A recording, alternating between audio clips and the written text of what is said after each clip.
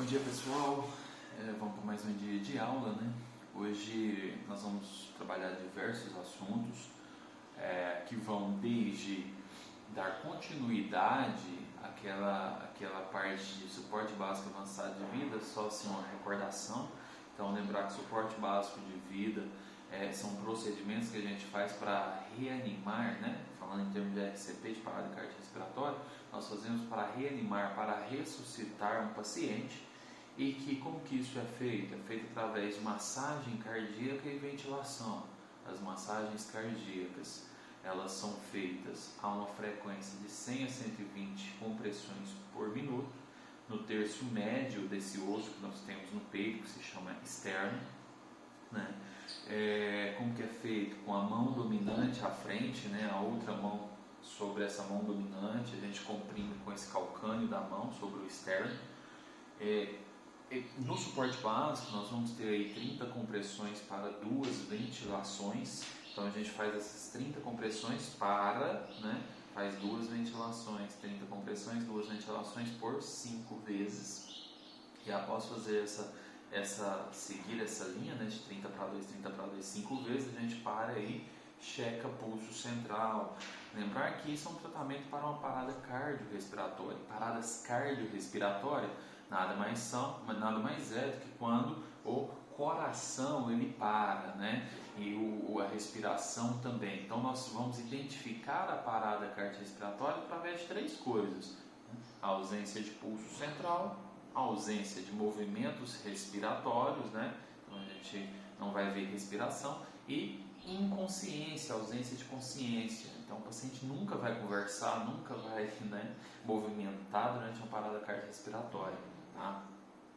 Isso normalmente é utilizado no suporte básico, mas no meio extra-hospitalar, fora do hospital, sabe? Na rua, acontece dentro da sua casa, a gente usa esse método. Agora, quando acontece uma parada cardiorrespiratória, ou com uma UTI móvel atendendo, né, no caso da USA, no SAMU, ou então através, essa parada ela é assistida, ou ela é dentro do hospital, a gente vai utilizar o suporte avançado de vida, que vai modificar em que? Nós vamos ter a presença de via aérea avançada, acesso venoso, medicação, cardiomonitorização, tá? Basicamente essa é a grande diferença do suporte avançado para o básico. O que é a via aérea avançada? Significa que nós vamos ter um tubo no paciente, né? Pode ser o tubo orotraqueal, pode ser a máscara laríngea, né? E nós vamos ter cardiomonitorização, ou seja, monitor cardíaco. Então o paciente vai estar cardiomonitorizado, a gente vai ver ritmo cardíaco.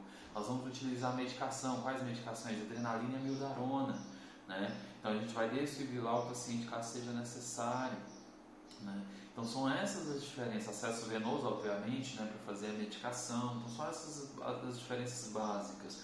No suporte avançado, nós também, depois que o paciente é entubado, nós vamos ter a frequência a mesma de massagem cardíaca, de 100 a 120, só que agora a gente não precisa mais parar a massagem para fazer a ventilação. A partir do momento que o paciente recebe uma via aérea avançada, eu vou fazer massagem cardíaca sem parar, ininterruptamente, durante 2 minutos, tá? A ventilação agora vai ser feita independente de massagem. Eu vou fazer uma ventilação a cada 5 segundos ou uma ventilação a cada 6 segundos, tá? Em média. Por quê? Porque tem que dar entre 10 e 12 ventilações por minuto, certo?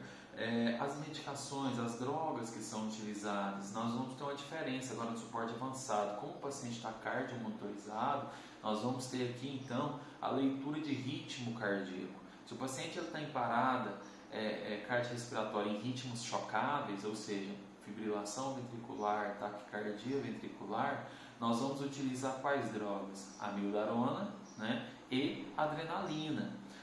E além da desfibrilação, que é o choque, tá? Se o paciente tem uma parada cardiorrespiratória em ritmos não chocáveis, que é a ESP e a sistolia, nós vamos usar somente adrenalina, não tem choque, não tem amiodarona, tá? E como que isso é feito? As drogas, eu vou fazer uma droga a cada 3 minutos ou uma droga a cada 5 minutos, a depender de critério médico, tá? Isso nos 2 ritmos. A única diferença é que nos ritmos chocáveis, como a gente tem adrenalina e amiodarona, eu vou revezar as duas. E eu vou lembrar que A adrenalina é sempre uma ampola no adulto, sempre uma ampola, tá? 1 miligrama. Agora a amiodarona não. A amiodarona eu vou fazer a primeira dose, que é a dose que a gente chama de dose de ataque, nós vamos fazer 300 miligramas, o que dá 2 ampolas, tá? Nós vamos fazer 2 ampolas de amiodarona na primeira dose. Da segunda dose em diante de amiodarona, a gente faz só uma, que são 150 miligramas de amiodarona, tá? Então basicamente é isso, tá? Só para a gente dar uma recordada. Então, para lembrar mais um pouquinho também sobre o sistema cardiovascular, que a gente vai precisar lembrar disso para entrar nas nossas temáticas. Então, vamos lá. O que é o sistema cardiovascular, né? Então, nós estamos falando do coração, dessa rede venosa, dos vasos sanguíneos que a gente tem no corpo, né? Lembrar que o coração, ele possui vasos sanguíneos que irrigam ele mesmo. Que vasos sanguíneos são esses? As coronárias, né? A gente chama esses vasos sanguíneos que irrigam o próprio coração, tá vendo? Que está irrigando, tá? As veias e artérias que estão irrigando o coração, a gente chama de coronárias. Então lembrar que, como que o nosso sistema cardíaco ele funciona? O coração ele tem a função de bombear sangue, né? E vamos dar uma observada, só para relembrar mesmo, como que é essa passagem, o fluxo sanguíneo, né? O sangue venoso, por exemplo, no átrio direito, ele vem da onde? Da nossa veia cava, tá? Essa veia cava vai ter a veia cava inferior e superior, que está trazendo sangue do nosso corpo inteiro, e ele vai desembocar onde? Está trazendo sangue, essa veia cava, como está trazendo sangue do corpo, é um sangue sujo, é um sangue sem oxigênio, está rico em gás carbônico, ele cai no átrio direito, então veja, ele entra no átrio direito. Na hora que ele entra no átrio direito, que o átrio direito ele se enche de sangue, o que ele vai fazer? Né? Então aqui a veia cava inferior, a veia cava superior, átrio direito. Na hora que ele entra aqui, que o átrio enche, ele vai contrair e o sangue vai passar pela válvula, né? No lado direito, válvula tricúspide, tá bom? Nós vamos ter a válvula tricúspide, então ela passa para o ventrículo direito. Então o ventrículo direito tem que estar relaxado enquanto o átrio está contraído. O átrio contrai para expulsar o sangue.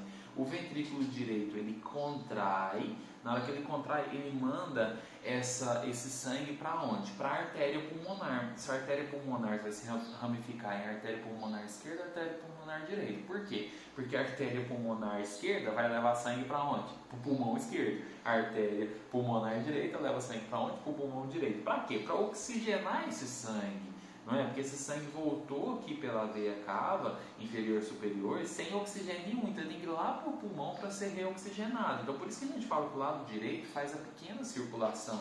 Então o sangue vai lá para o pulmão, é oxigenadinho, lindamente, tá? Vai ser reoxigenado, tá vendo? Lá no nosso pulmãozinho, né? Lá vai ter a troca gasosa, que a gente chama, que acontece aqui nos alvéolos, e esse sangue vai retornar como sangue já oxigenado pelas veias pulmonares para o átrio esquerdo, né? Então a veia pulmonar esquerda e direita também desemboca no átrio esquerdo. O átrio esquerdo contrai a válvula bicúspide ou mitral, isso daí é só para vocês saberem mesmo.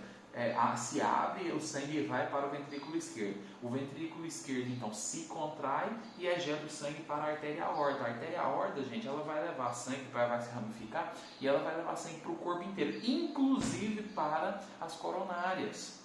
Então as coronárias que têm função de fazer a irrigação cardíaca. Por que tem que vir da aorta? Porque aqui o sangue está saindo pela aorta, que vai ser distribuído no nosso corpo inteiro, ele está oxigenado, ele está limpinho, ele está um sangue rico em oxigênio, que as células precisam desse oxigênio para trabalhar, certo? E as células do miocárdio não são diferentes, né? Então ela precisa desse oxigênio para trabalhar.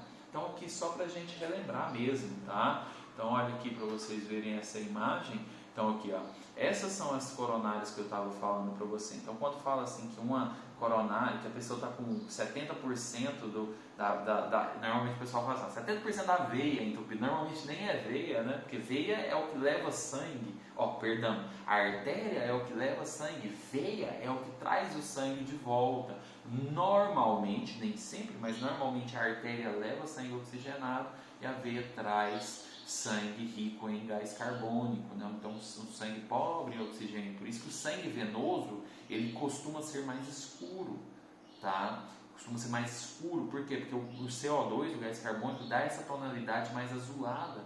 Tá? Enquanto que o sangue arterial ele é um vermelho mais vivo, mais claro, mais bonito. Por quê? Porque o oxigênio, a hemoglobina ligada com o oxigênio, tem essa coloração vermelha, tá? Vermelho vivo. Então, assim, nós temos essas diferenças, tá bom? Então, o primeiro vídeo, que é só para a gente recapitular, fica por aqui, tá? Então, agora a gente dá seguimento à nossa aula, tá? Só um minutinho.